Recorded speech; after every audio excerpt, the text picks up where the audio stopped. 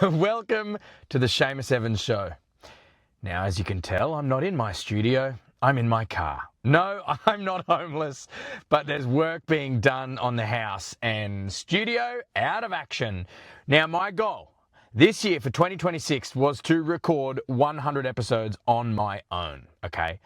Now, I had an option. Don't do it this week, and then I'd be set back an episode.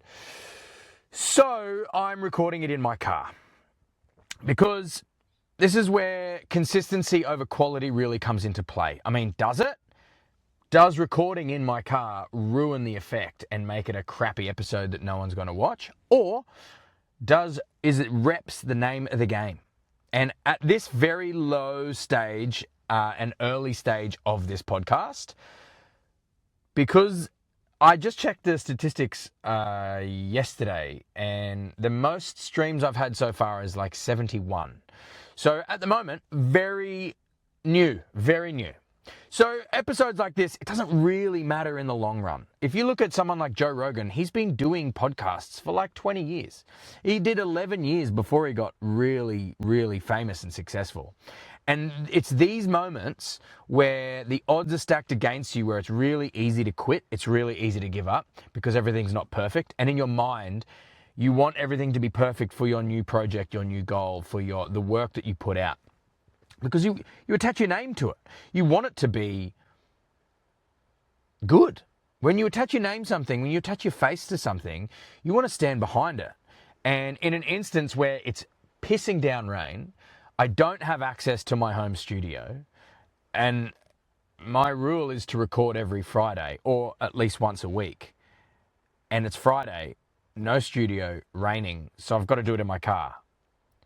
Yeah, I had an option where I was like, maybe I should just not do it. But the moment you break the chain, that's the moment you turn around and give up. Jerry Seinfeld, when he started doing stand-up comedy, he would write a joke a day.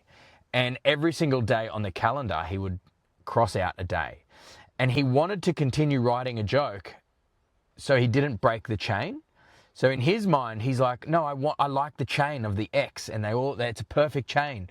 So write a new joke every single day.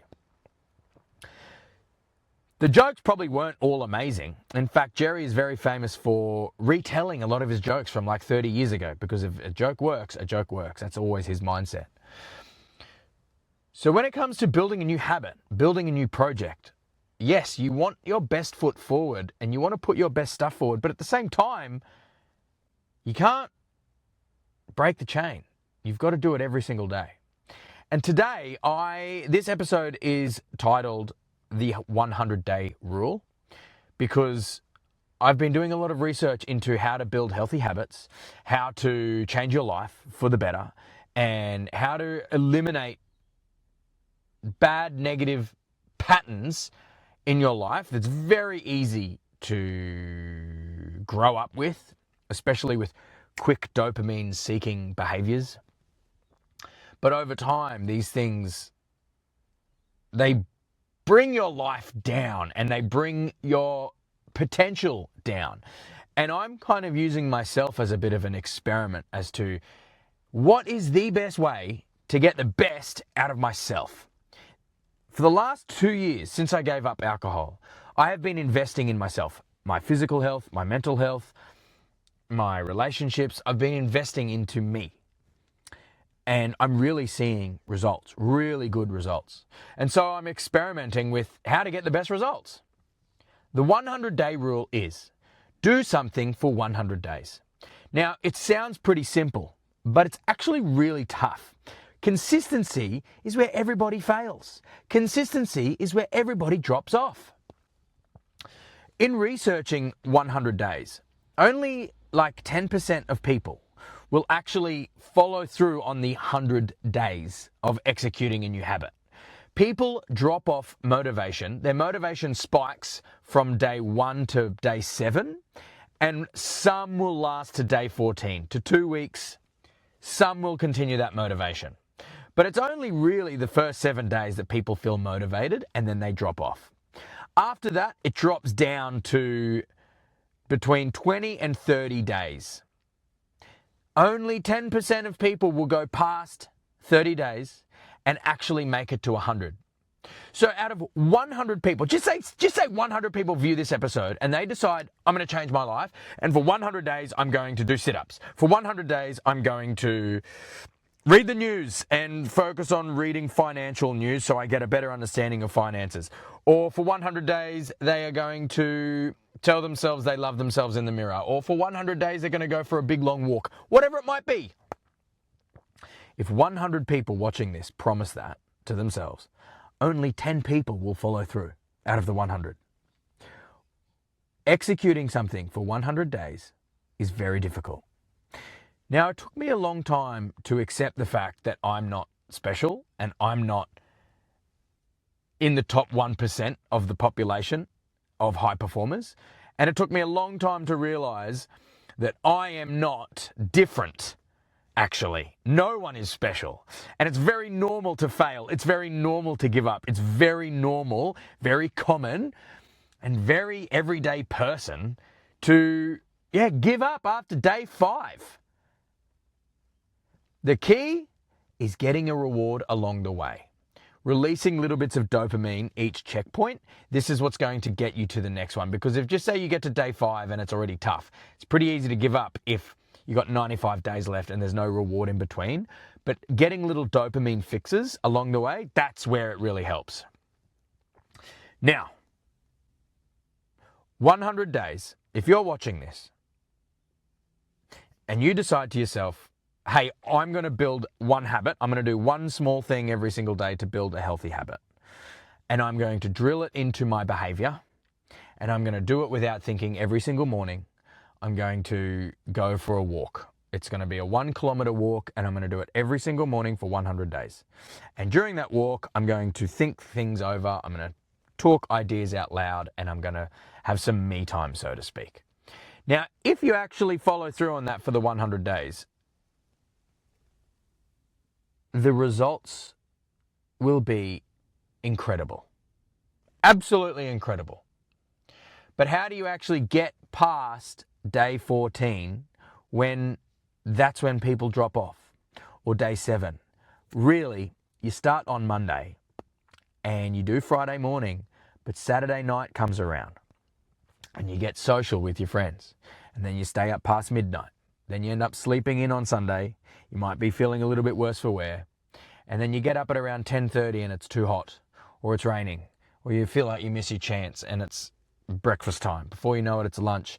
And you've missed your morning and you thought, I'll do it before bed. I'll do it before dinner. All of a sudden, bang, Sunday, gone. And then you wake up Monday morning and go, well, I failed. That's the clencher. And this is where most people fail. When you give up once. So in my journey of waking up at 4 a.m. every day, I haven't woken up. How do you say that? Woken up. I haven't consistently waked up at 4 a.m. every day. Majority of the days I have, there have been a handful of days where I've either 1, allowed to sleep in, or 2, getting up at 4 a.m. wasn't viable due to certain living circumstances, guests, or not living in my house. Whatever it might be.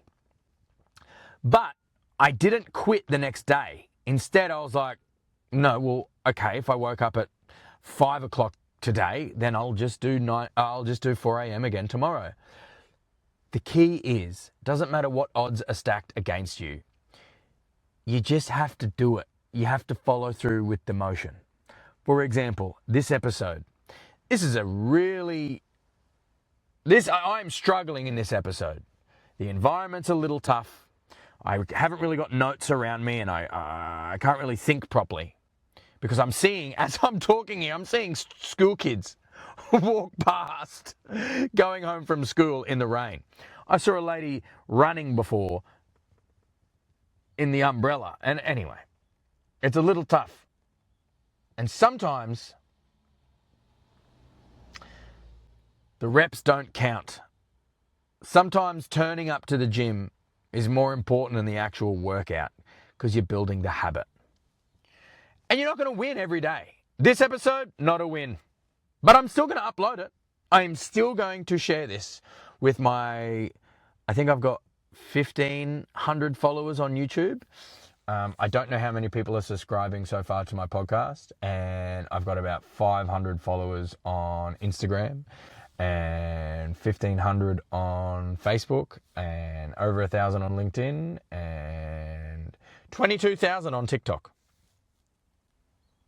I'm still going to upload this and I'm still going to release it because I don't want to break the chain. Remember the rule of 100. You get so many opportunities to give up along the way. The whole aim, the whole point, it doesn't matter how hard it is. It doesn't matter what odds are stacked against you. It doesn't matter what the circumstances are. If you promise something to yourself, discipline will get you further than details. If you are disciplined enough, and I think this is really important, especially in today's climate with social media, with putting yourself out there a lot. It can be you can second guess how you're coming across. And when you're uploading content, you might feel stupid and you might feel silly and you might, in your mind, wonder that the people watching you are judging you. And it's very easy to talk yourself out of doing something. Very easy to do it. First of all, I've been recording content in a broadcast setting professionally for a very long time. And I've had to silence that voice in my head that says, you look stupid and people are going to judge you. For a long time, I would always second guess what I'm saying on air, or I'd always second guess what I'm recording or how I come across. And even now, I don't do it when I'm recording, but I'll run into someone and they'll see a video. I'm like, oh, that video, like that sucked. But anyway, you just have to learn to let that stuff go. You have to really take pride in what you put out there, but you have to understand you're not always going to put out A-grade stuff. The whole point is you keep putting it out. The whole point is you keep putting out. So if you are watching this and you want to give up, you want to quit, you promised yourself something at the beginning of the year, January 1, 2026, and you're at that moment of turn back, you're at that moment of the motivation has died down. Oh my gosh, there is a turkey walking straight towards me. Hello, little turkey. If you're at that moment where you want to quit, where you want to give up, and you are embarrassed about the work that you're putting forward, if you're second guessing yourself and you want to quit, why don't you do it one more time to continue the chain link? But why don't you do it at 10%? Just drop it down a notch so you can actually cross the finish line rather than sprinting across it. Very early on in my radio days, a boss said, don't aim for 100% quality of show every day because you can't consistently maintain that. Instead, aim for 80% execution and 80% quality. Maybe even 60%. But you're best off hitting a 60% output every single day rather than 100%, 20%, 100%, 10%, 80%. It's inconsistent. Consistency is the key. The first 100 days is the hardest. But if you're going to build a new habit, you got to do it forever. So, if this is your moment where you want to turn around and give up, this video is dedicated to you to say, hang in there, man. One more day. Just roll the arm over. Walk across the finish line. Whatever. But do it. Go through the motion. Build the habit. Turn up. Walk to the gym. Turning up to the gym is sometimes better than doing the workout. Build that habit. 100 days. Don't turn around. Don't quit. Instead, cruise across. I hope you've enjoyed this episode more than I've enjoyed recording it.